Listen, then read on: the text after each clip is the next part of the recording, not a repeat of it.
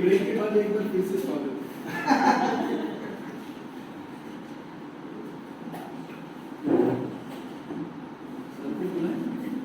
नहीं पृष्ठ सर, पृष्ठ संख्या सर।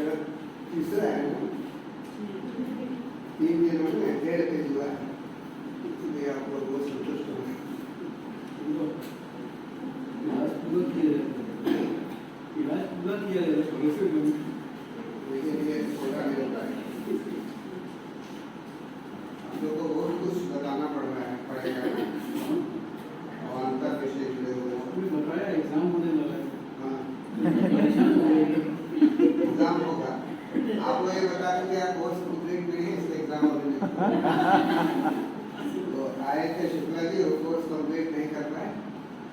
एक तो उनका आप लोग दिमाग में कर रहे एक तो उनका आप लोग आनंदम का नहीं और परीक्षा मत ये दो बात आप पंडित को बता इन्होंने कोर्स पूरा नहीं किया, इसलिए इसको पूरा मानते मत दीजिए। दो दिन भी और पूरा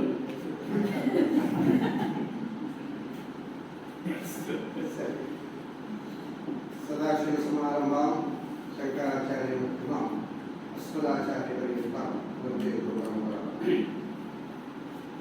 तो कल लोगों ने देखा कि किस प्रकार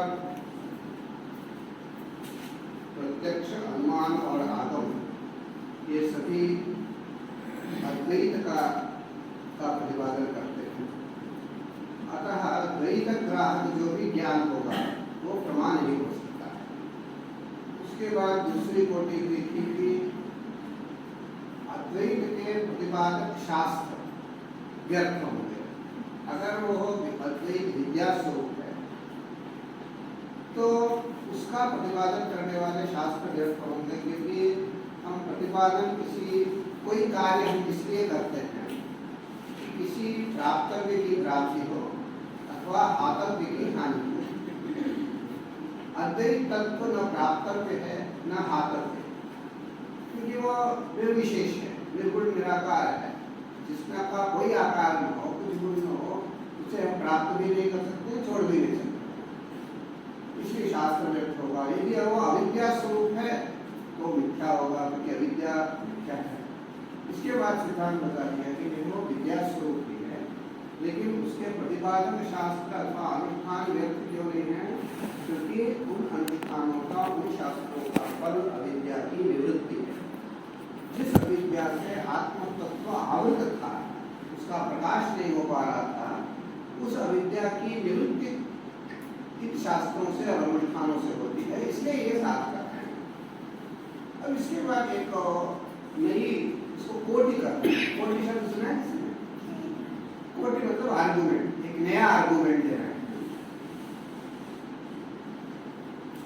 आत्मश्रवण मनन ध्यानादीनां भेद रूपतया अविद्या स्वभावत्वात् कथम विद्या प्राप्ति हेतुत्वम् इत्यादि ज्ञातव्यम्। अद्वैत वेदांत ने क्या कहा कि आत्मैकत्व प्रतिपत्तये, आत्मा के एकत्व, ब्रह्म के एकत्व के ज्ञान के लिए हमें क्या करना चाहिए? श्रवण मनन निधिध्यासन करना चाहिए। अद्वैत के ज्ञान के लिए किसका उपदेश किया? श्रवण मनन निधिध्यासन का। श्रोतव्यः मंतव्यः निधिध्यासन का, उसी को यहाँ ज्ञान शब्द से कहा है निधिध्यासन। अब ये बताइए कि श्रवण मनन निधिध्यासन ये तीनों मिलकर एक हैं कि अलग अलग हैं?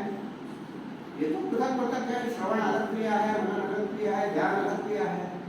ये स्वतः ही जब भिन्न है, इसमें ही द्वैत है, तो द्वैत के द्वारा अद्वैत का ज्ञान कैसे हो सकता है? स्वयं भेद स्वरूप होने के कारण अविद्या स्वरूप हो गए। अविद्या स्वरूप हो गए तो ये मिथ्या है। श्रवण मनन निधिध्यासन ये सत्य है कि मिथ्या है? तो कोई पूछे तो क्या अद्वैत जवाब देगा? ये मिथ्या है, क्योंकि अद्वैत के मत में ब्रह्म के अतिरिक्त सब कुछ मिथ्या है। श्रवण मनन निधिध्यासन भी मिथ्या होने चाहिए। तो मिथ्या भूते ही श्रवणादि भी कथम सत्यभूतस्य अद्वैत तत्वस्य ज्ञान भविष्यति? सत्य का ज्ञान मिथ्या श्रवण मनन निधिध्यासन के द्वारा कैसे हो सकता है? क्योंकि वो अविद्या स्वभाव है। अविद्या स्वभाव क्यों है? क्योंकि परस्पर भिन्न है। यही है श्रवण मनन ध्यानादीनां भेद रूपतया, ये द्वैत है, द्वैत प्रपंच है सब कुछ। अविद्या स्वभावत्वात्, भेद रूप होने के कारण वो अविद्या के कार्य है। जितना भी प्रपंच है, ब्रह्म के अतिरिक्त जितना भी प्रपंच है वो अविद्या से उद्भूत है। अविद्या स्वभावत्वात् कथम विद्या प्राप्ति हेतुत्वम? विद्या और विद्या का परस्पर विरोध है। विद्या मतलब तत्व साक्षात्कार। तत्व साक्षात्कार की प्राप्ति, विद्या की प्राप्ति अविद्या स्वभाव वाले श्रवण मनन निधिध्यासनों से कैसे संभव है? उसका जवाब देखिए बहुत अच्छा है। लोक में आप देखते हैं, आपके ऊपर घर के ऊपर टंकी होती है ना, पानी की टंकी, उसका पानी गंदा हो जाता है तो हम लोग क्या डालते हैं उसमें? कुछ केमिकल डालते हैं ना, फिटकरी वगैरह कुछ डालते हैं, उससे पानी साफ हो जाता है। इसको कहते हैं कतक रजो न्याय। पानी के अंदर जो मैला है उसको दूर करने के लिए हम एक और पाउडर डाल देते हैं। वो पाउडर क्या करता है? वो पाउडर भी एक प्रकार का मैला मैल है। वह पाउडर उस पहले की गंदगी को नष्ट करके स्वयं भी नष्ट हो जाता है। आप लोगों ने किसी ने धोबी को कपड़े धोते हुए देखा है? ट्रेडिशनल धोबी को कैसे धोता है? वो मिट्टी से धोता है, गोबर, इसके गधे के गोबर से धोता है। आपको मालूम होगा, जो बड़े लोग हैं उनको मालूम है। गंदगी से गंदगी को साफ करता है, मैल से मैल को साफ करता है। तो क्या वो जिस मैल से वो साफ कर रहा था वो मैल कपड़े में लगा हुआ रह जाता है कि वो भी छूट जाता है? बर्तन को आजकल तो साबुन से धोते हैं। पुराने घरों में बर्तन को किससे मांजते थे? मिट्टी से, गंदगी से, मिट्टी से ही मल को निकालते हैं। जिस मिट्टी से मल को निकाला है वो मिट्टी बची रहती है, वो भी धुल जाती है।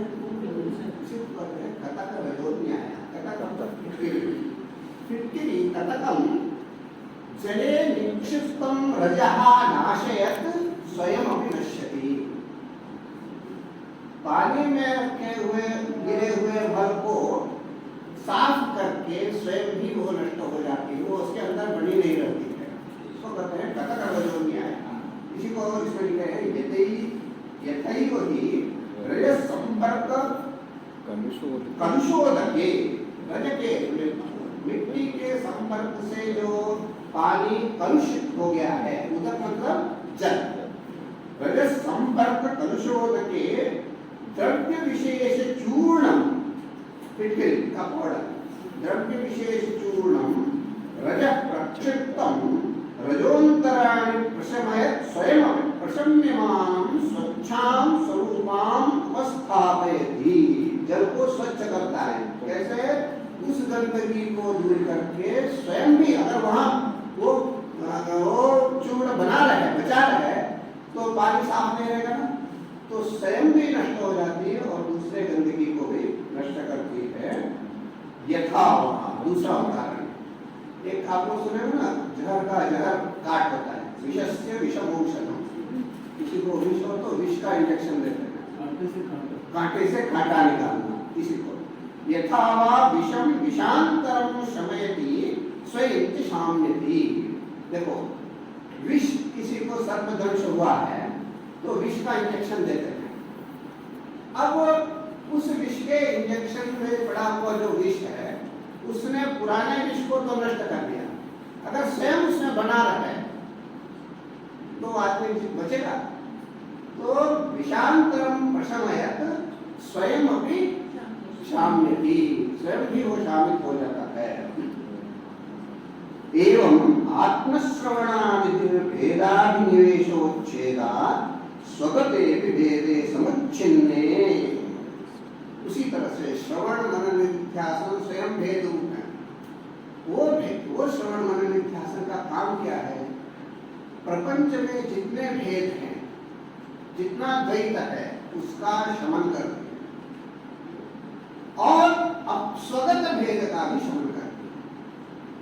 घटपट आदि के भेदों का शमन करते हुए यदि अपने स्वगत भेद का शमन नहीं करेगी तो सभी भेद समझ हुए, अद्वैत तत्व सिद्ध नहीं होगा। अद्वैत तत्व कब सिद्ध होगा? जब संसार में जितने भेद हैं, जितना द्वैत है, सब नष्ट होगा, तब अद्वैत सिद्ध होगा। श्रवण मनन निध्यासन क्या करता है? स्वयं द्वैत है, लेकिन वो क्या करता है? अन्यगत द्वैत का नाश करके स्वगत द्वैत का भी नाश करता है। जैसे ये 3 उदाहरण दिए थे, विष का, कंटक का और विष रजत का। इन उदाहरणों की तरह ही अन्य द्वैतम प्रशमयत स्वगतम द्वैतम अपनी प्रशमयति। अपने भी द्वैत का नाश करता है, अन्य के भी द्वैत का नाश करता है। इसको कहते हैं स्वपर नाश।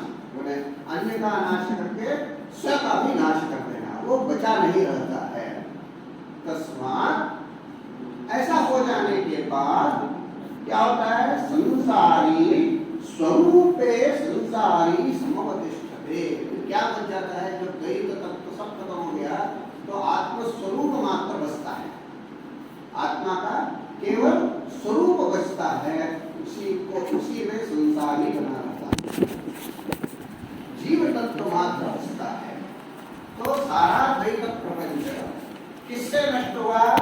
द्वैत से ही नष्ट हुआ। द्वैतेन द्वैतम नाशितम।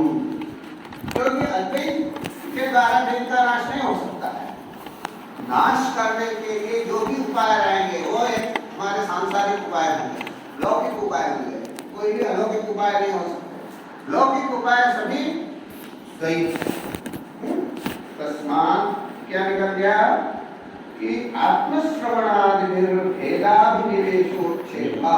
भेद का जो अभिनिवेश है, हम ये जो भेद मानकर कहते हैं कि द्वैत प्रपंच सत्य है, उस अभिनिवेश को, उस आग्रह का नाश श्रवण मनन निध्यासन के द्वारा होता है। और उसके बाद स्वगत भेद का भी, श्रवण मनन निध्यासन में भी जो भेद है उसका भी नाश होता है। देखिए, ये अद्वैत में एक विशेषता है कि जिन प्रमाणों से द्वैत का निराश होता है वे सारे प्रमाण द्वैत होते हैं, स्वयं में द्वैत होते हैं। उन द्वैत प्रमाणों से द्वैत तत्व का निराश होता है। इसका मतलब क्या हुआ? अगर हम एक स्टेटमेंट दें कि द्वैत प्रमाण से, एक इस प्रमाण से समस्त द्वैत का नाश हुआ, इसका मतलब क्या हुआ? अब द्वैत बचा है कि नहीं? नहीं बचा। इसका मतलब उन प्रमाणों का भी द्वैत नष्ट हो गया। हमने ऐसा उपदेश दिया जिससे संसार के सारे अहंकारों का नाश हो गया। इसका मतलब क्या हुआ? हमारा अहंकार बचा है कि नहीं? नहीं बचा। उसी उपदेश से आपके अहंकार का नाश हुआ और हमारे अहंकार का भी नाश हुआ। वैसे ये जितने हमारे श्रुति आदि प्रमाण हैं, श्रुति सब द्वैत है। ये श्रुतियां अद्वैत सिद्ध, मतलब द्वैत निराश के लिए आती है, अर्थात वो स्व का भी निराश करते हैं। स्व पर नाश करते हैं, अपना भी नाश करते हैं और पर का पहले नाश करके 100 का भी नाश करते हैं, क्योंकि अगर 100 बच जाएगा तो एक द्वैत बच गया, अद्वैत सिद्ध नहीं होगा। और एक दूसरे में बताया था कि एक बार आप अवसर दे दो द्वैत को, वो धीरे धीरे धीरे धीरे बढ़ता जाएगा। इसलिए इन श्रुतियों के द्वारा अद्वैत द्वैत का निराश हो रहा है, उन श्रुतियों के द्वारा 100 का भी निराश हो दिया गया है। मतलब श्रुति भी सत्य नहीं है। श्रुति सत्य नहीं है इसका मतलब क्या है? वो सत्य का प्रतिपादन तो करती है लेकिन स्वयं सत्य नहीं। इसीलिए कहते हैं असत्येव मनिष्ठित्वा ततः सत्यम समीपते, असत्य के रास्ते में जा करके साथ इन सब द्वैत प्रपंच के माध्यम से ही अनुष्ठान विद्यासन श्रवण मनन इत्यादि करके ही हम सत्य तत्व तक पहुंच सकते हैं। इसलिए श्रवण मनन इत्यादि ने ही द्वैत को, लेकिन उनके द्वारा अद्वैत तत्व का प्रतिपादन किया जा सकता है। उसके बाद है अवच्छेदक विद्या व्यावृत्तौ ही परमात्मैक स्वरूपतावस्थिते यहाँ एक शब्द लिखा है अवच्छेदक विद्या। अवच्छेद की अविद्या यह कर दिया गया है, अवच्छेदक विद्या। अविद्या क्या करती है? अवच्छेदक, घेरना। अवच्छेदक शब्द आप लोगों ने बहुत सुना होगा, आपको मालूम है ना?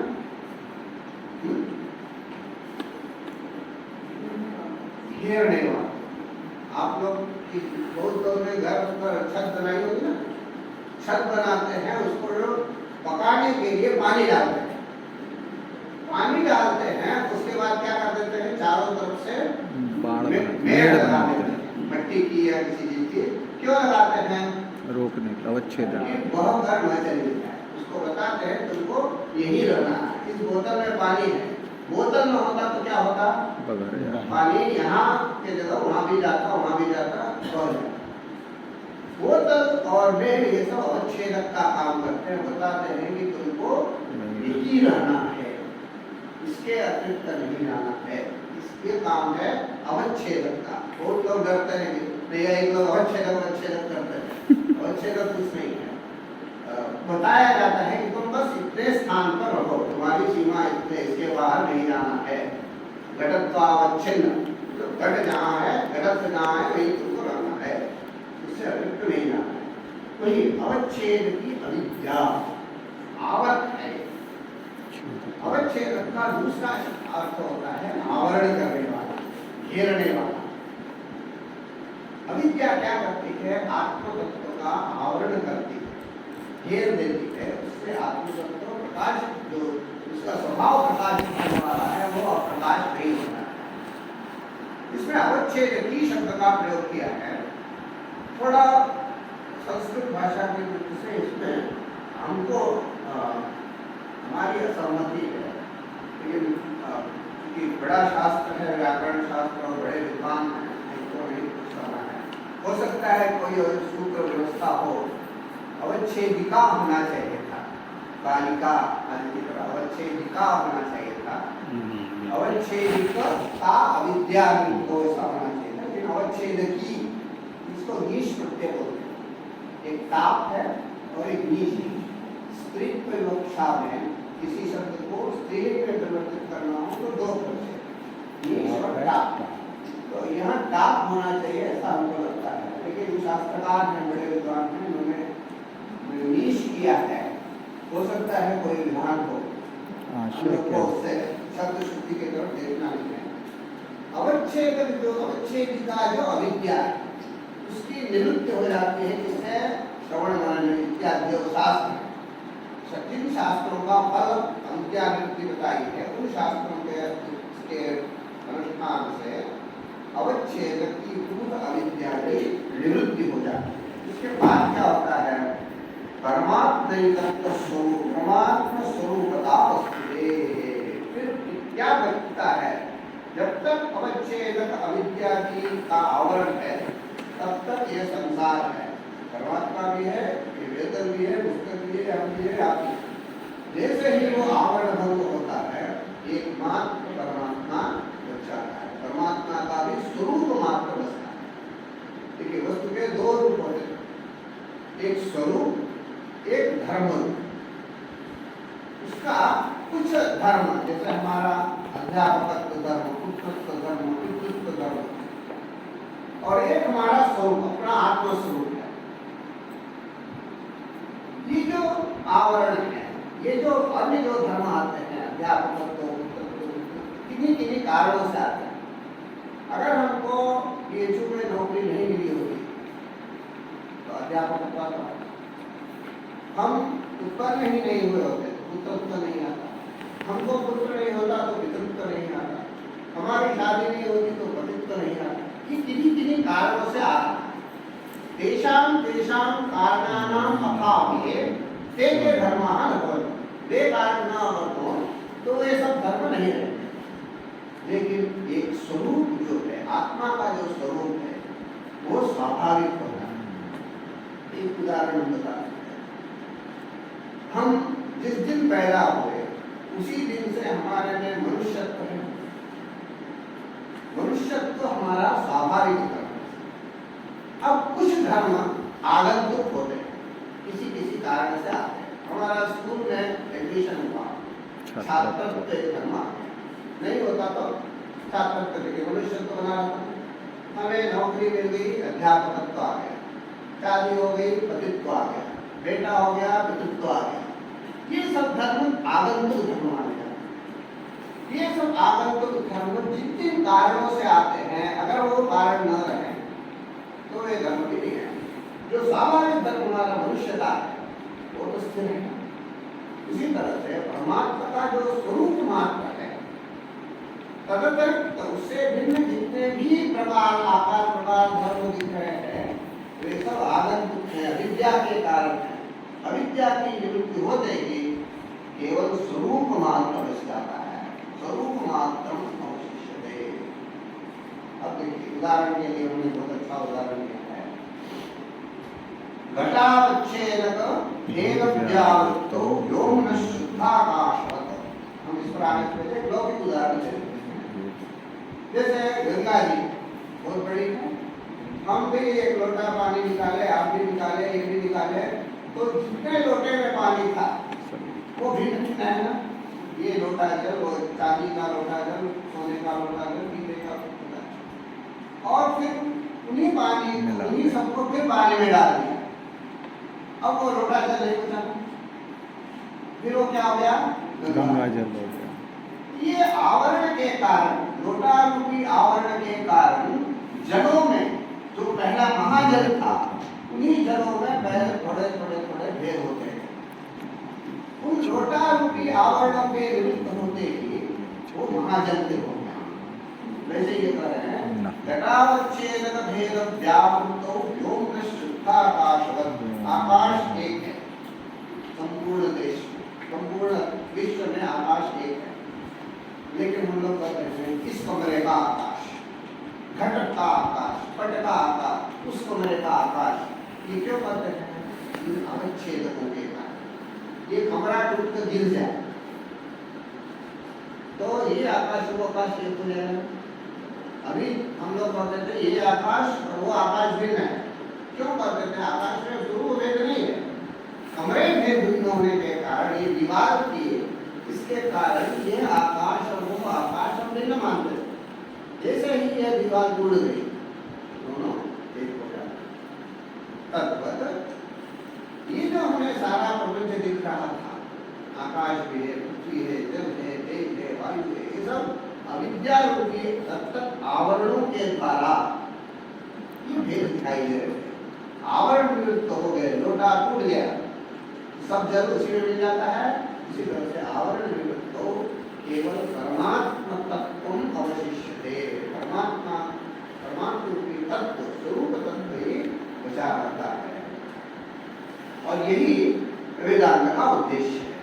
परमात्मा तत्व की अवस्थिति का ज्ञान होना, साक्षात्कार होना, यही वेदांतों का चरम उद्देश्य होता है।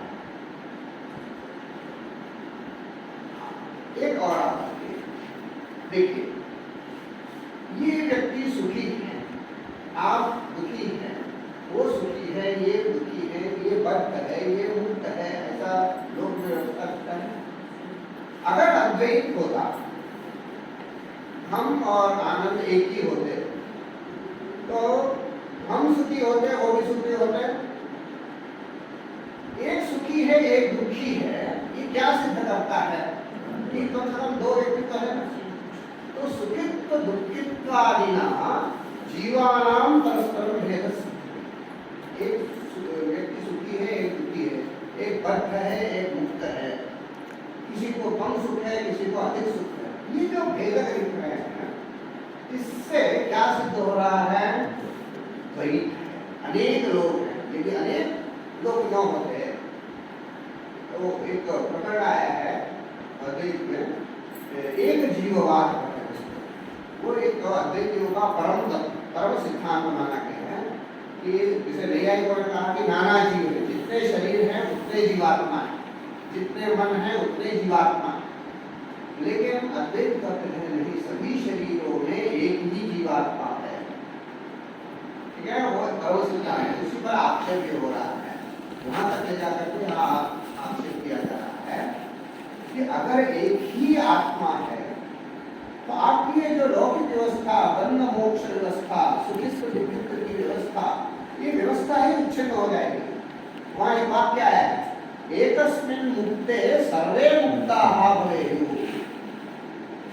अब शास्त्र ने बता दिया है कि आप श्रवण मनन निधिध्यासन करो, मोक्ष मिलेगा।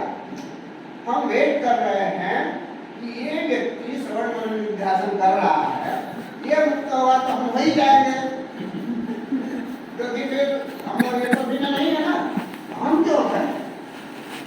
अगर ये मुक्त नहीं हो रहे हैं, श्रवण मनन निधिध्यासन करके भी ये मुक्त नहीं हो रहे हैं, हम करके भी कहाँ से मुक्त होंगे? तो उन्होंने क्या कहा? शुकवामदेवादीनां महानुभावानां मुक्ति ही जातावान वा। ये जो नारद, शुक, वामदेव हुए हैं, वो मुक्त हुए कि नहीं? बहुत दिन से बेचारे श्रवण मनन निधिध्यासन कर रहे हैं, हजारों साल से। एक जीवात वाला या अद्वैत वाला क्या करेगा? कहेगा कि नहीं हुए। अगर वो हो जाते तो हम भी हो जाते थे ना। वो हम नहीं हुए, इसका मतलब कि वो भी नहीं हुए। अब यदि वे मुक्त नहीं हुए, इतने तपस्वी लोग मुक्त नहीं हुए, तो अस्माकं का गति? हमारी क्या गति होगी? हम तो पैसे के चक्कर में दौड़ जा रहे हैं इधर उधर, पैसा ना मिलता तो हम यहाँ ये भी करने नहीं आते।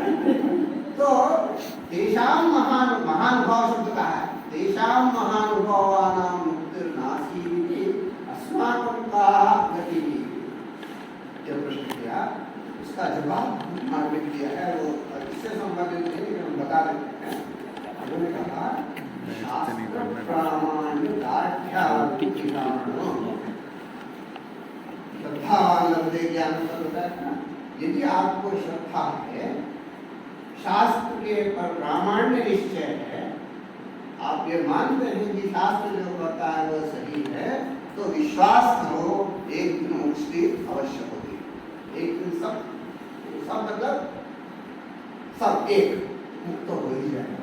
अन्यथा यदि शास्त्र के प्रामाण्य में, शास्त्र में आपको विश्वास नहीं है, केवल टेस्ट करना चाहते हैं आप, शास्त्र कैसा कर रहा है, तो मान लो अनेक जीवन है, इनको मुक्ति हो गई, शुकवामदेवादि सदस्य महानुभाव मुक्ति है, हमको होगी फिर संदेह बना रहेगा। उनको हो गई, वे बड़े आदमी हैं, बहुत तपस्या करते हैं, हमको लौकिक आदमी है, हमको कहाँ से होगी? ये तो हमेशा शंका बनी रहेगी ना। अन्यथा तेषां महानुभावानां जाता मम भविष्यति वा इति कश्चिद्दर्शा। कैसे श्रद्धा होगी यदि आपको शास्त्र का प्रामाण्य निश्चय नहीं है? ये वहाँ की बात है। लेकिन वहाँ से थोड़ा सा यहाँ लिया गया कि यदि अद्वैत तत्व है तो बंध मोक्ष सुख दुख की व्यवस्था जो लोक में दिखाई पड़ती है, सा अनुपन्ना स्यात्, वो व्यवस्था चरमरा जाएगी। सारे या तो सुखी हंसेंगे, सारे या तो रोएंगे, सारे या तो बंध में रहेंगे, या यहाँ कोई नहीं दिखेगा, सब स्वर्गवासी नहीं, वैकुंठवासी हो जाएंगे। अद्वैते सुख दुख बंध मोक्ष आदि व्यवस्था अनुपन्ना कहते हैं समारोपिता विवेका खेल व्यवस्थो प्रत्येक बंध मोक्ष व्यवस्था है वो वस्तुतः ये भी असत्य है, ये भी आरोपित भेद के कारण हम मान लेते हैं ये सुखी है। क्यों? क्योंकि इनके पास बहुत अच्छा अच्छा कपड़ा है, बहुत अच्छा अच्छा गहना है, बड़े बड़े घर हैं, गाड़ी है, बड़ी नौकरी है, इसका अर्थ ये सुखी है, इसको मान लेते हैं। हमारे पास वो सब नहीं है इसलिए हम दुखी है, ये हम मानते हैं। लेकिन अगर हम सूक्ष्म दृष्टि से शास्त्रालोचन पुरस्कार देखें तो ये जो गाड़ी बंगला घोड़ा आदि है वो वास्तव में सुख है? वो तो दुख ही है ना। गाड़ी चोरी हो गई तो क्या होगा? दुख होगा। हमारी गाड़ी तो है ही नहीं है, चोरी ही नहीं होगी। उनका घर बुलडोजर किसी ने जला दिया क्योंकि पैसा ज्यादा था तो थोड़ा अजीबाई करके बनाया था, बुलडोजर चला दिया, उनको कोर्ट जाना होगा, ये वो सारा दुख तो हमारे पास तो घर ही नहीं है। अगर सूक्ष्म दृष्टि से देखा जाए ये जो लौकिक भौतिक उन्नति है वो वस्तुतः सुख नहीं, लेकिन हम मान बैठते हैं कि ये सुखी है, हम दुखी हैं। ये वस्तुतः सुखाभास दुखाभास है, सुख और दुख नहीं है, आरोपित भेद है। सुखित दुखित का आरोपित भेद है। वो जेल में है, हम बाहर हैं। जो अपराधी है वो जेल में है, हम बाहर हैं, ये हम मानते हैं। लेकिन जो बाहर है वो भी बंद है ना, बाहर भी जो संसार है वो भी एक बंद है ना, तो वो बंद है, ये भी बंद है। हमने बंध और मोक्ष की व्यवस्था आरोपित करके मान लिए हैं, इसलिए ठीक है ना। समारोपिता भेदादि व्यवस्थो व्यवस्था क्योंकि चलानी है। अब इसको 10 साल की जेल दी गई थी तो 10वां साल पूरे होते ही इसको छोड़ना है ना। ये शास्त्र की कानून की व्यवस्था थी इसलिए छोड़ दिया। ये व्यवस्था की उत्पादन कर दिया आरोपित भेद के कारण। हमने मान लिया कि ये निर्दोष है, इसको बाहर कर दो, ये वाला भी दोषी है, इसको अभी अंदर रख दो। ये हमारी व्यवस्था के अंदर का हुआ था। देखो उसके लिए बहुत अच्छा इन्होंने उदाहरण जो दैवी है, जो भेद मानते हैं ये हम और हाँ, ये कहते हैं ना किसी को सर दर्द होता है लेकिन पैर में बहुत सुख हो रहा है, कहते हैं ना पादे में सुखम शिरस्य में वेदना। व्यक्ति एक ही है ना, लेकिन उसी व्यक्ति को सुख भी हो रहा है, दुख भी हो रहा है। शिरसि दुखम पादे सुखम, है ना। शिरसि में वेदना, पादे में वेदना, अथवा ये भी कहा जाए सर भी दर्द कर रहा है, पैर भी दर्द कर रहा है। इससे अच्छा दूसरा अन्य ग्रंथों में आता है शिरसि वेदना पादे सुखम, कंट्रडिक्शन हो रहा है। दोनों जगह वेदना है तो हम लोग कह सकते हैं कि एक ही वेदना है, दोनों जगह चल रही है। ये एक जगह वेदना है, एक जगह सुख है, आनंद आ रहा है, ये कैसे हो सकता है? व्यक्ति एक है, उसको या तो सुख होगा या तो दुख होगा। तो ये आरोपित भेद कर दिया हमने। कहते शिरोवच्छेदेन, शिरोभाग में हमें वेदना है और हमको ही पादावच्छेदेन, हमको ही उसी व्यक्ति को, व्यक्ति एक है, उसी व्यक्ति को सुख हो रहा है। ये जो व्यक्ति का भेद है वो आरोपित है।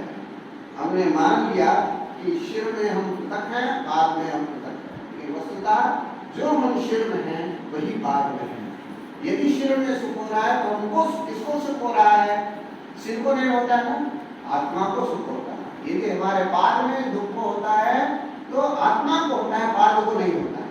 पाद और शिर भिन्न हो सकते हैं, उस पाद और शिर पूरे शरीर में रहने वाला आत्मा तो एक है। लेकिन हमने भेद मान करके आरोपित भेद के आधार पर ही आप लोग भी, वैदिक लोग भी, जो लोग भेद मानते हैं वे लोग भी एक व्यक्ति में, एक आत्मा में आरोपित भेद के कारण शिरसि वेदना पादे सुखम की व्यवस्था करते हैं ना, वैसे ही एक ही आत्म तत्व का सुखित दुखित समय हमारे और आपकी आत्मा एक है, फिर भी शरीर भेद के कारण हम सुखित दुखित बंध मोक्ष व्यवस्था कर लेते हैं। जैसे आप अवयव भेद के कारण ये पूरे के पूरे शरीर के 3 अवयव है, एक शिर अवयव है, एक पाद अवयव है, हस्त अवयव है।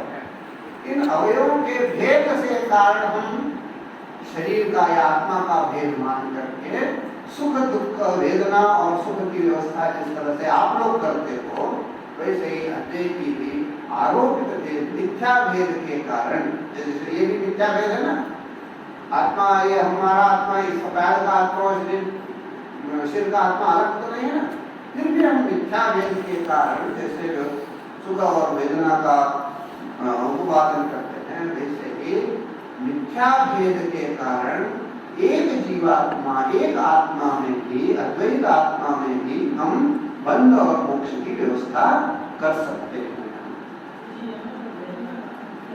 वेदना मतलब कष्ट, दुख,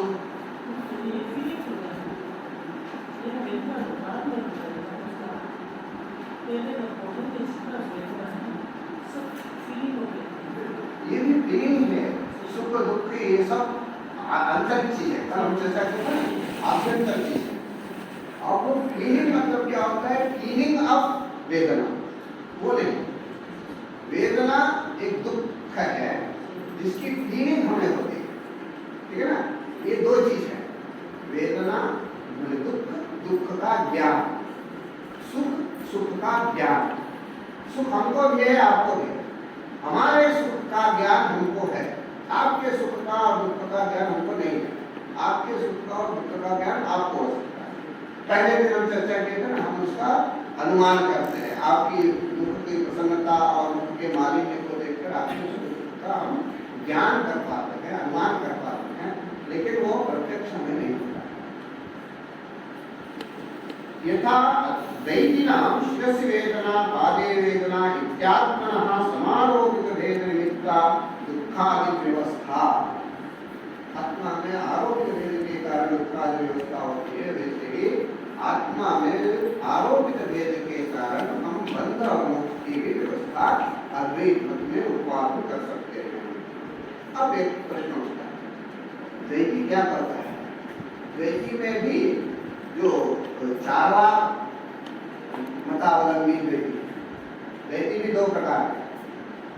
जो द्वैती में जैसे नैयायिक भी द्वैती है, मार्ग भी द्वैती है, वो लोग क्या करते हैं, सुख दुख की अनुभूति आत्मा को, सुख दुख का आश्रय आत्मा है, शरीर से सुख दुख का कोई मतलब नहीं है, केवल शरीर एक घर होता है।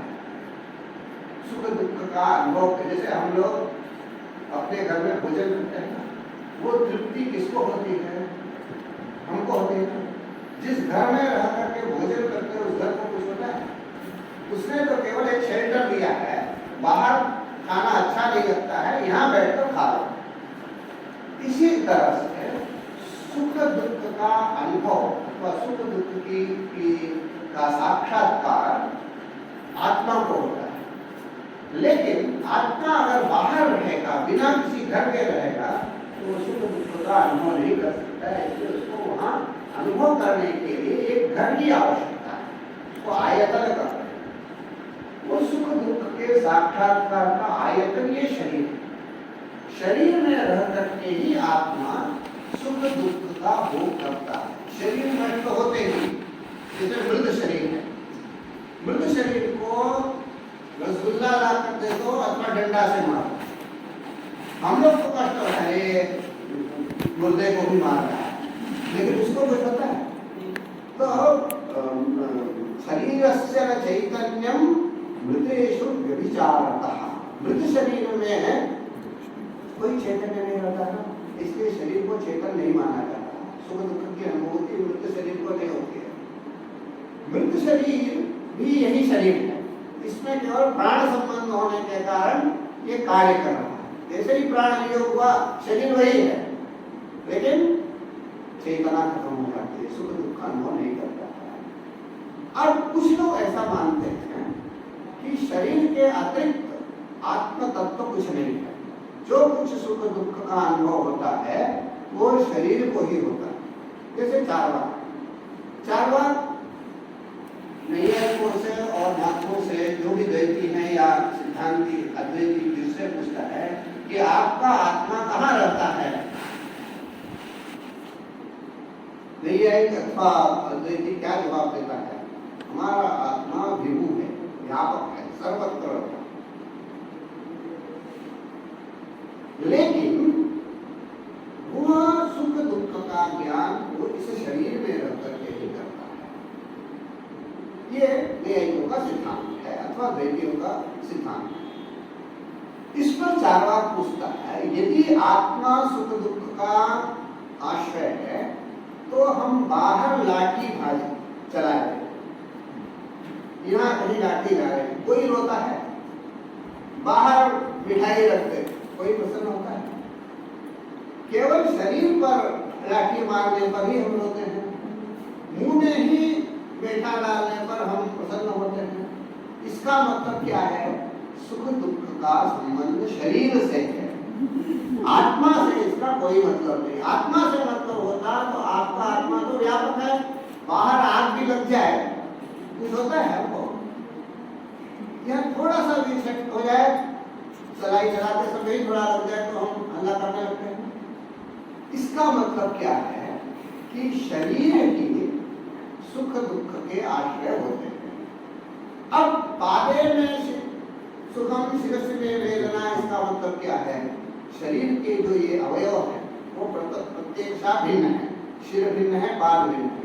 तो शिर में ही वेदना है, पाद में ही सुख है, आत्मा से इसका कोई मतलब नहीं है, दोनों तो भिन्न भिन्न है।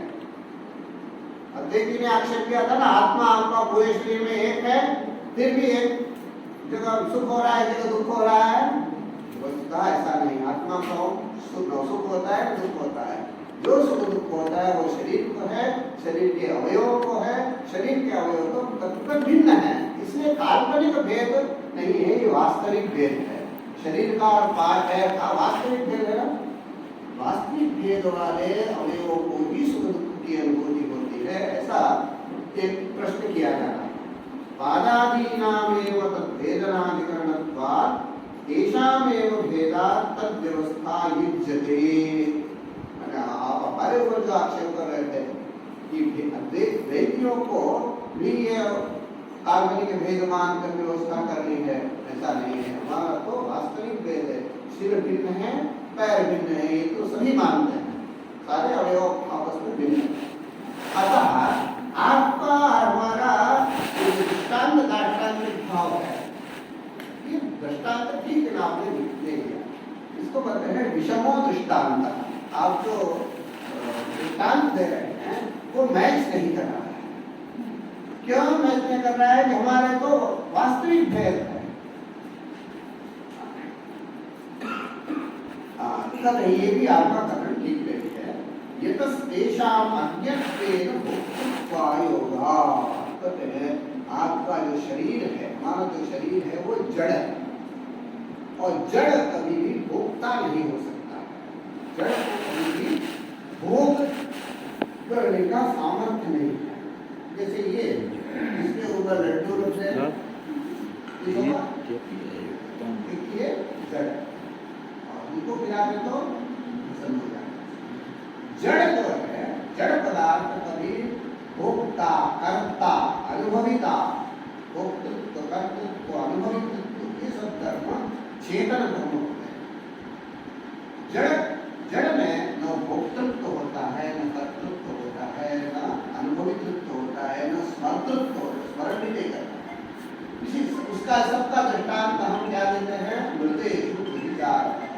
मृत शरीर जड़ है, उसको अगर उतना ही सुख दुख का आश्रय शरीर होता तो मृत शरीर भी शरीर है, उसको भी सुख दुख का अनुभव होना चाहिए। अतः भोक्ता मतलब सुख का भोग करने वाला, दुख का भोग करने वाला कोई जड़ अज्ञ पदार्थ नहीं हो सकता है। अज्ञ मतलब जड़, अज्ञानी यहाँ नहीं समझना है, अज्ञ मतलब जड़, क्योंकि चैतन्यम ज्ञानाधिगमे होता है। चैतन्य कोई अलग चीज नहीं, ज्ञान ही चैतन्य है। और ज्ञान जिसमें है वही भोक्ता हो सकता है, वही दृष्टा हो सकता है, वही अनुभविता हो सकता है, वही स्मरता हो सकता है। आपका शरीर जड़ है, जड़ है मतलब अज्ञ है, उसमें चैतन्य नहीं है, अतः वो भोक्ता सुख दुख आदि का वो नहीं कर सकता है। यतस्तेषाम् अज्ञत्वेन भोक्तृत्वायोगात् भोक्तृत्वेवा। अब वो कहता है कि नहीं, शरीर भी भोग कर सकता है।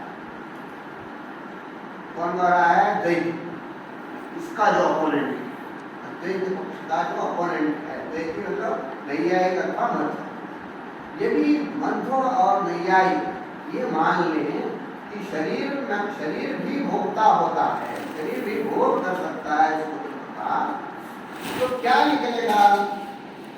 चारवाक मतलब प्रवेशा, आप और चारवाक में कोई अंतर नहीं रह जाएगा। फिर आप जो चिल्ला चिल्ला करके पानी पी करके चारवाक को गाली देते हो, वो बंद कर।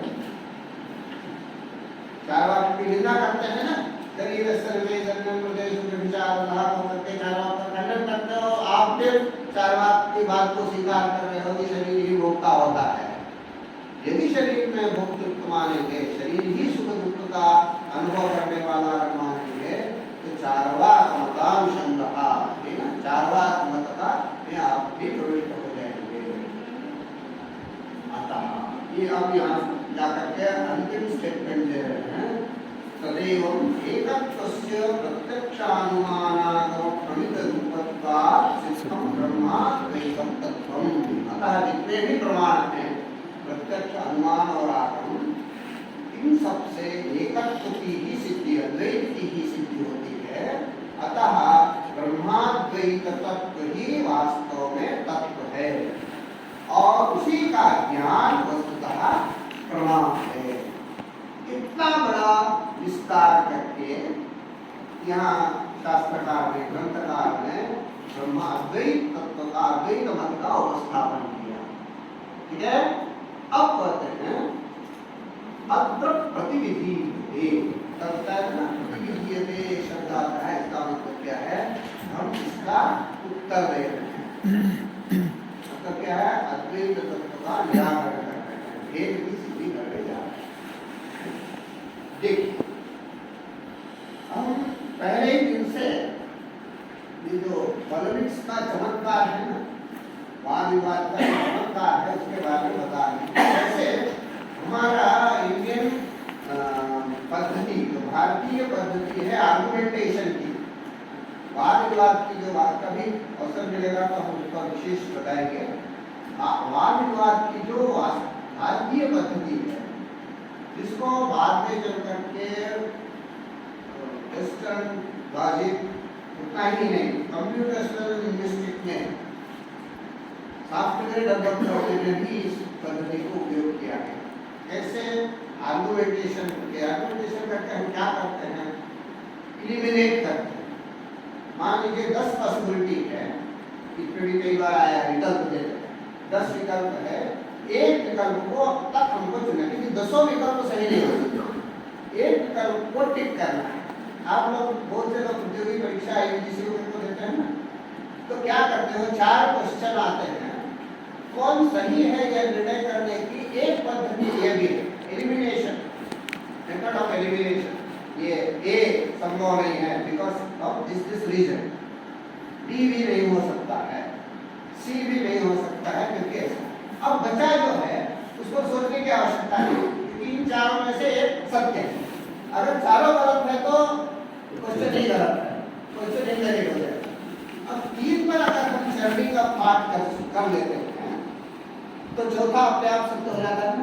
इसको थ्योरी ऑफ एलिमिनेशन बोलते हैं। ये हमारे शास्त्रों में अच्छा है। अगर हमको किसी आर्गुमेंट को इनवैलिड सिद्ध करना हो कि argument does not stand anywhere, तो हमें क्या करना पड़ेगा? बताना पड़ेगा कि ये चारों विकल्प आपके गलत है, ए भी गलत है, बी भी गलत है, सी भी गलत है, डी भी गलत है। अतः this question itself is wrong. ये बता सकते हैं ना, हमारे यहाँ ये पद्धति शुरू से हम लोग देखते हैं, दो विकल्प देते हैं, ना यहा न द्वितीय, पहला भी ठीक नहीं है, दूसरा भी ठीक नहीं, अतः आपका मत ठीक नहीं। ये थ्योरी ऑफ एलिमिनेशन।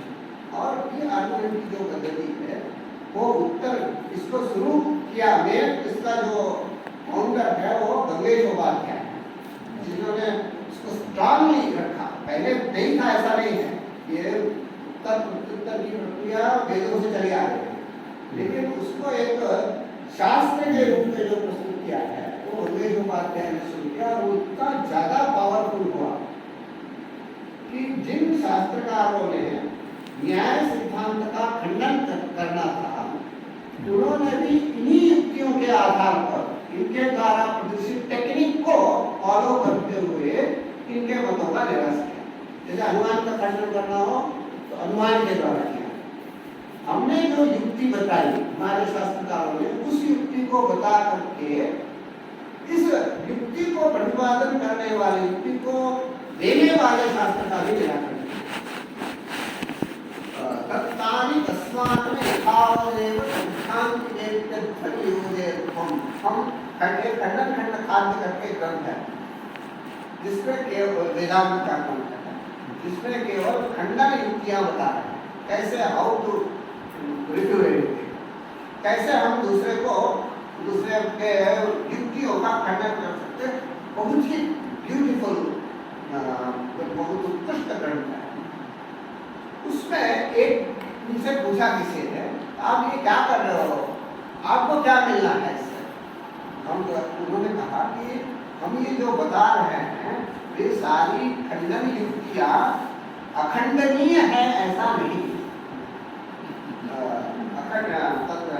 अखंड राज्याम इव नैव, ये ऐसी कोई राज्ञा नहीं है कि हमारी युक्तियों का आप खंडन मत करो।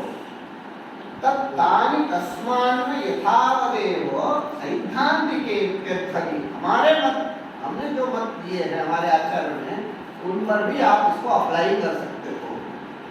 ये हम आपको उदारता पूर्वक दे रहे हैं। तत्तानि तस्मान् यथावदेव सैद्धांतिके इत्यर्थम। उनसे किसी ने कहा है तुम मूर्ख हो गया, अपने ऊपर भी चल सके ऐसा प्रयोग शस्त्र बना दिए। हम लोग शस्त्र कोई बनाते हैं तो दूसरे पर चल सके, इधर ना आए, ऐसा कोशिश करते हैं ना, तो ऐसा आग लगाया किसी ने बैग भी आ सकता है और आप उसको उपहार के रूप में दे रहे हो। शस्त्र बनाते हैं, किसी को बेचा, उसने जिसने बनाया था उस पर भी डाल दो, ऐसा कर रहे हो। तो हमारा उद्देश्य क्या है? अद्वैत सिद्ध करना। अद्वैत सिद्ध करने के लिए क्या करना है?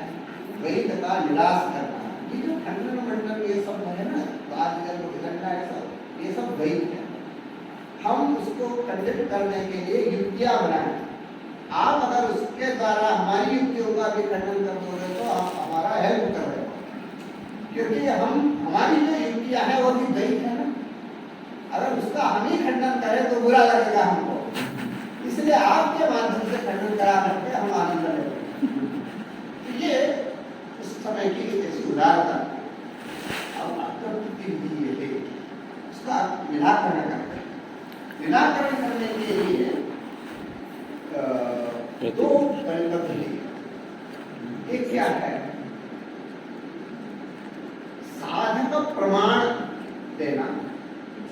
पक्षे साधक प्रमाण, विपक्षे बाधक प्रमाण। दूसरे के मत में कोई बाधक प्रमाण स्थापित करना और अपने पक्ष में साधक प्रमाण स्थापित करना। ये जब दो चीजें आती हैं तो हमारे मत की सिद्धि होती है। आप अद्वैत तत्व सिद्ध करने जा रहे हो, उसमें आपने कौन सी युक्ति अपनाई?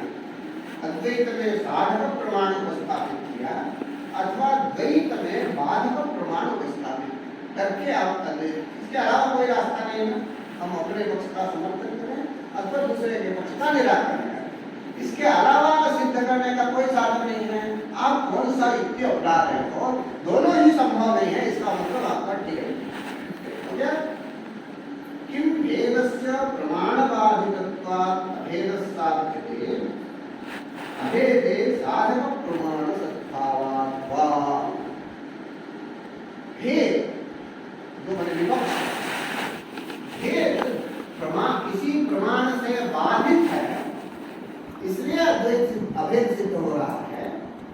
अथवा अद्वैत में कुछ प्रमाण है इसलिए अद्वैत सिद्ध होगा। अद्वैत दो ही तरह से सिद्ध होगा, द्वैत प्रमाण से बाधित है, द्वैत संभव नहीं है इसलिए अद्वैत है, अथवा द्वैत में कोई प्रमाण है। आपने कौन सा रास्ता अपनाया है? द्वैते बाधक प्रमाण अस्ति ये रास्ता अपनाया है, अथवा अद्वैते साधक प्रमाण अस्ति। क्लियर? ठीक। तत्र आद्य विकल्पो नियुक्तः। कैसे हो रहा है? पहला विकल्प ठीक नहीं है, मतलब द्वैत में कोई बाधक प्रमाण है इसलिए द्वैत सिद्ध हो रहा है, ये कथन ठीक नहीं है। प्रत्यक्षादे भेदानुकूलतया तत्कारणत्वायोगा। द्वैत में प्रमाण का बाध है, द्वैत में कोई बाधक प्रमाण है ऐसा आप नहीं कर सकते, क्योंकि जितने भी प्रमाण हैं प्रत्यक्ष अनुमान आगम आदि वे सब द्वैत के समर्थक हैं, न द्वैत से बाहर है। जैसे उदाहरण के लिए हम प्रत्यक्ष ले, प्रत्यक्ष द्वैत का समर्थक है। क्यों? प्रत्यक्ष में कितने अंग होते हैं? मान लीजिए इंद्रिय है, एक विषय है, इंद्रिय का विषय के साथ संबंध है, कम से कम 3 तो चाहिए, और वर्तमान काल और ये सब तो अलग ही है। 3 हो गए तो द्वैत आ गया, 1 से अधिक हुआ तो द्वैत आ गया। प्रत्यक्ष भी द्वैत का समर्थक है। अनुमान में क्या है? पक्ष साध्य हेतु मिनिमम 3 तो चाहिए ना, दृष्टांत को आप छोड़ दे दो, सार्थक अनुमान में आप उसको छोड़ भी सकते हैं, लेकिन पक्ष साध्य हेतु 3 तो चाहिए ना, द्वैत आ जाएगा। इसी शब्द में शब्द और अर्थ कम से कम चाहिए, फिर शक्ति ज्ञान और पदार्थों को शास्त्र को ये सब बहुत से उसके आगे हैं। जितने भी प्रमाण हैं वे सब द्वैत के अनुकूल हैं, और जो प्रमाण जिस वस्तु के अनुकूल होते हैं वो उसके बाधक नहीं हो सकते। इसलिए आप ये नहीं कर सकते हैं कि द्वैतम प्रमाण बाधकम, जो द्वैत है वो प्रमाण के द्वारा बाधित है ऐसा आप नहीं कर सकते हैं, क्योंकि जितने भी संसार में प्रमाण दिख रहे हैं वे सब द्वैत के अनुग्राहक हैं, द्वैत के अनुकूल हैं। प्रत्यक्षादेर भेदानुकूलतया तत्कारणत्वायोगात्।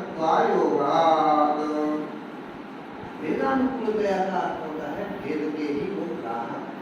एक तो ये हो गया पहला जो हमने आपको बताया कि प्रत्यक्ष आदि में जितने भी अंग हैं वो अनेक हैं, उसमें भेद आ गया। और दूसरा, जब भी हम प्रत्यक्ष के द्वारा ग्रहित करते हैं तो 2 वस्तु ग्रहित करते हैं, 2 एक से अधिक वस्तु ग्रहित करते हैं। ये हमने बोतल देखा तो केवल बोतल नहीं देखा, बोतल का व्हाइट कलर देखा, उसका ग्रीन कलर देखा, बोतल का आकार देखा, हमेशा ग्रीन का ही ग्रहण करना। ये भी देखा कि यह बोतल मोबाइल से भिन्न है, ये भी देखा। अनुमान के द्वारा भी क्या सिद्ध करते हैं? पर्वतो वन्यमान, 2 हो गए। जो भी हम सिद्ध कर रहे हैं अनुमान के द्वारा वो भेद ही सिद्ध कर रहे हैं, अतः प्रत्यक्ष अनुमान आदि भेद के अनुकूल है, द्वैत के अनुकूल है। अतः जो जिसका अनुकूल होता है उसका विपरीत नहीं हो सकता है। यही खलु न खलु भेदमंतरेण प्रमाणेतर व्यवस्था संभाव्यते। एक दूसरा आप कितने प्रमाण मानते हो? कम से कम 3 मान रहे हो ना, प्रत्यक्ष अनुमान आगम, कितना हो गया? अद्वैत बचा 3 हो गया ना। प्रमाणेतर व्यवस्था, प्रमाण की भेद की जो व्यवस्था है वो भी बिना भेद स्वीकार किए, बिना द्वैत स्वीकार किए प्रमाण प्रमेय व्यवस्था भी नहीं हो सकती है। यह इसका प्रमाण है, इस प्रमाण के द्वारा यह ग्राह्य है, ये व्यवस्था, इतने प्रमाण होते हैं ये व्यवस्था, ये सब ध्वस्त हो जाएगा यदि आप कहेंगे कि भेद प्रमाण सिद्ध नहीं है। तब वो कहता है कि अभेद साधक प्रमाण, दूसरा विकल्प। भेद में हम ये नहीं कर रहे कि भेद प्रमाण विरुद्ध है, हम ये कह रहे हैं कि अभेद में, अद्वैत में प्रमाण है। जैसे अभी पहले प्रतिपादित किया था प्रत्यक्ष भी अभेद में है, अनुमान भी है और श्रुति तो है ही। द्वितीय पक्षो युक्तः भेदमन्तरेण साध्यसाधक भावस्यैव असंभवात्। अगर आप ये कहते हो कि अद्वैत तत्व प्रमाण से सिद्ध है, तो साधक कौन हुआ? प्रमाण। साध्य कौन हुआ? अद्वैत। ओके, ये साध्य साधक संबंध हो गया, दो हो गए ना। यदि भेद नहीं रहेगा, यदि दो वस्तु न हो, तो इदम अस्य साधकम इदम अस्य साध्यम, यह साधक है यह साध्य है, ये कैसे होगा? अगर दुनिया में एक ही वस्तु है तो ये साधक है वो साध्य है, ये पिता है ये पुत्र है, ये कब होता है? जब दो व्यक्ति हो। ऐसे साधक और साध्य भाव बिना द्वैत के संभव नहीं है। ऐसे ही अनुमान है, एक हेतु है एक साध्य है एक पक्ष है, ये द्वैत के बिना संभव नहीं है। इसलिए आपको यह कहना, आपका यह कहना कि अद्वैते प्रमाणमस्ति, ये जो द्वितीय विकल्प है वो भी संभव नहीं है। तो क्या हो गया कि गिवन दिए हुए जो दो विकल्प हैं दोनों ही ठीक नहीं है। इसका मतलब क्या है? आपका क्वेश्चन ये प्रश्न ही मतलब आपका जो सिद्धांत है वही ठीक नहीं है। अनुमान अद्वैत तत्वम अस्ति ये सिद्ध करने के ये दो रास्ते हैं। भेद प्रमाणम नास्ति, बाधक प्रमाणमस्ति एक रास्ता था, अद्वैत प्रमाणमस्ति एक रास्ता था। दोनों रास्ते ठीक नहीं है। इसका मतलब अद्वैत तत्वम अस्ति यह आपका कथन संगत है। ऐसा नहीं कह सकते गुरु जी की जैसे अभी पीछे हमने पढ़ा था श्रवण मनन आदि का कि अगर न्याय के समान इसको करा के स्वयं नाश हो जाएगा, ऐसे ही प्रमाण भी उसी के समान हो, बाकी समान की उसकी सत्ता सिद्ध करके द्वैत को स्वयं की लय को प्राप्त हो जाए। लय को प्राप्त हो जाए। वो क्या कर रहे हैं कि दो वस्तु संसार में है कि नहीं? अद्वैत कहता है दो वस्तु नहीं है। दो वस्तु नहीं है यह सिद्ध करने के लिए आपके पास दो रास्ते हैं। द्वैत के लिए सारे प्रमाण विरोधी है, जितने भी प्रमाण हैं वो द्वैत के विरोधी है, एक रास्ता। दूसरा रास्ता है जितने प्रमाण हैं वो अद्वैत के समर्थक हैं और अद्वैत की सिद्ध करते हैं। अब ये सिद्ध करते हैं तो एक साध्य एक साधन है, दो हो गए। विरोधी है तो एक विरोध्य है एक विरोधक है, दो हो गए। अब अद्वैत क्या जवाब देगा आपकी तरह? ये जो भेद है वो काल्पनिक है, वस्तुतः न कोई साध्य है तो कोई साधन है। लेकिन ये जो काल्पनिक है ये कहना, ये अनुभव विरुद्ध है। जो कुछ दिख रहा है और काल्पनिक के द्वारा आप तत्व की सिद्धि कैसे कर सकते? काल्पनिक प्रमाण भी काल्पनिक है, प्रमेय भी काल्पनिक है, और इस व्यवस्था के द्वारा जो आप सिद्ध करने जा रहे हो वो वास्तविक है। ये कैसे हो सकता है? अवास्तविकेन वास्तविकं साधयितुं न शक्यते। ये अवास्तविक, जैसे उदाहरण दिया गया था ना शुक्ति रजत, शुक्ति में जो हमें रजत दिखता है, चांदी दिखती है, उससे क्या हम आभूषण बना सकते हैं? क्यों? ये अवास्तविक है। अवास्तविक से अवास्तविक रजत से वास्तविक आभूषण का निर्माण नहीं हो सकता। यदि आप प्रमाण प्रमेय व्यवस्था अवास्तविक मानते हैं तो उससे वास्तविक अद्वैत की सिद्धि नहीं हो सकती। काल्पनिक आभूषण बना कर दो, ठीक है, तो काल्पनिक आपका अद्वैत भी काल्पनिक हो जाएगा। लेकिन अद्वैत एकम सत्यम आपने कहा ना, सत्यम ज्ञानम अनंतम ब्रह्म, ब्रह्म को एक को सत्य मान रहे हो ना, सत्य है तो उसका साधन भी सत्य होना चाहिए। ये इनका आर्गुमेंट है। अद्वैतियों ने कहा कि ऐसा जरूरी नहीं है। असतः अपि साधकत्वम् अस्ति। असत जो पदार्थ है वो भी सत्य की उत्पत्ति करता है। जैसे उदाहरण के लिए आप लोगों ने रज्जु सर्प दृष्टांत जाना, कोई रस्सी पड़ी है, उसको देखकर हमको सर्प का भ्रम होता है।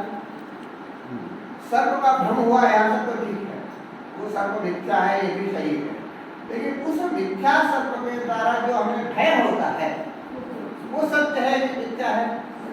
सत्य है। वो वास्तविक है। हम अगर वो मिथ्या होता तो हम भागते नहीं। रज्जु को देखकर भी उसी तरह से हम भागते हैं जिस तरह से वास्तविक सर्प को देखकर भागते हैं। तो अवास्तविकेन सर्पेण वास्तविक भयकंपादिकम दृश्यते। भय और हम जो कांपते हैं, इधर-उधर भागते हैं, ये वास्तविक होता है। स्वप्न अवास्तविक है, लेकिन स्वप्न देखने के बाद, स्वप्न देखते समय हमें जो सुख होता है अथवा दुख होता है, भय होता है, वो वास्तविक, वो सत्य होता है, व्यावहारिक होता है। स्वप्न जो गज है, स्वप्न में जो हमने गज देखा, वो एक स्वप्न शकुन शास्त्र में है। ये स्वप्न देखोगे तो ये फल होगा और ये सत्य होता है। अगर स्वप्न में गज आदि देख लिया तो दूसरे दिन कुछ लाभ होता है। और अगर अपने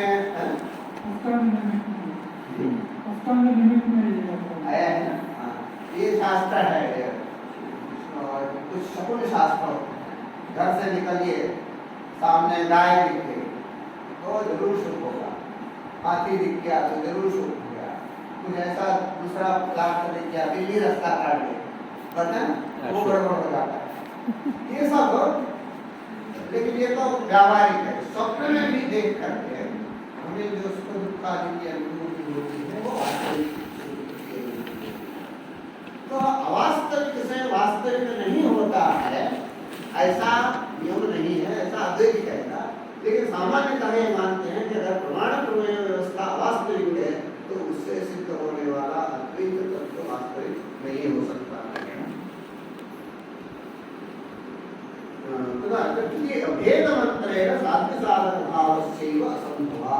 साध्य साधक भाव, ये जो भाव होता है ना, वो दो में होता है। साध्य साधक भाव, एक साध्य होगा, एक साधक होगा, तो साध्य साधक भाव संबंध होगा। पिता पुत्र भाव, भ्रातृभाव, ये सब कहाँ होता है? दो में कम से कम। संबंध दुष्ट, संबंध का लक्षण ही बताया गया। दुष्ट, कम से कम दो रिलेटा होने चाहिए, दो संबंधी होगा कम से कम, तभी संबंध बनाएगा। हम हमारे एक रिश्तेदार हैं, हम आपके रिश्तेदार होते हैं क्योंकि आप हमसे अलग हैं।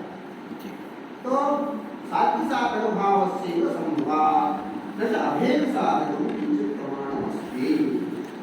अभेद साधक कोई प्रमाण नहीं है। तस्मात् प्रमाणेन अभेदः साधयितुं न शक्यते। इसलिए आपके दोनों विकल्प सही नहीं है। भेद के साधन, भेद के विरुद्ध सारे प्रमाण हैं और अभेद के समर्थक सारे प्रमाण हैं। ये दोनों ही विकल्प आपका ठीक नहीं है। अतः अभेदः प्रमाण सिद्धः ऐसा नहीं कर सकते हैं। मेरे ख्याल से हो गया समझ? मजा तो चलाने का यच्चोक्तम से थोड़ा सा ये चला यच्चोक्तम, इसके बाद थोड़ा सा लंबा अभी जो ये कहा था ना कि अविकल्प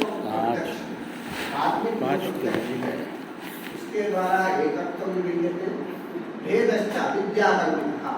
ये जो दो स्टेप बनाए, प्रथमतया जो विहित होता है वो एकत्व वाला, एकत्व विहित होता है। उसमें अब ये विकल्प लेंगे, कई विकल्प लेंगे। वो जो एकत्व है, किसी एक व्यक्तिगत एकत्व है, वह समूह एकत्व है। विकल्प दे करके, अनेक विकल्प दे करके उन सबका खंडन करेंगे। खंडन करके ये सिद्ध करेंगे कि प्रत्यक्ष के द्वारा अद्वैत की सिद्धि, एकत्व की सिद्धि नहीं हो सकती। देखिए अगर ये लोग हमको समझते फिर वही अनुमान के द्वारा बताएंगे कि अनुमान के द्वारा भी एकत्व की सिद्धि नहीं होती। अनुमान अद्वैतियों ने कई अनुमान और निश्चत्व, जड़त्व, परिच्छिन्नत्व, अंशित्व, लेकिन सबको हेतु बना करके इस प्रपंच का मिथ्यात्व सिद्ध किया। उन अनुमानों पर में इतना ही क्या होता है कि ये टेक्निकली मैंने इसको थोड़ा सा क्या बोल सकते हैं, युक्ति के आधार पर ये सिद्ध करने की कोशिश की गई कि अनुमान कभी भी अद्वैत का साधन नहीं हो सकता। जैसे प्रत्यक्ष अद्वैत का साधन नहीं हो सकता है, वैसे अनुमान भी अद्वैत का साधन नहीं हो सकता। उन्होंने द्वैत का निराश किया अनुमान के साथ। अद्वैत उनके कथन के अनुसार अद्वैत स्वतः सिद्ध है। अद्वैत सिद्धे द्वैत मिथ्यात्व सिद्धि पूर्वकत्वात् प्रथमं द्वैत मिथ्यात्वमेव उपादनीयम्। बिना द्वैत को मिथ्या सिद्धि किए अद्वैत की सिद्धि नहीं हो सकती है। इसलिए हमारा पहला स्टेप क्या होना चाहिए? द्वैत का निराकरण करना। द्वैत का निराकरण करेंगे तो अवशिष्ट अंश क्या है? अद्वैत अभ्यास। अलग प्रमाण देने की आवश्यकता नहीं है, लेकिन यह प्रमाण भी देते हैं श्रुतियों के आधार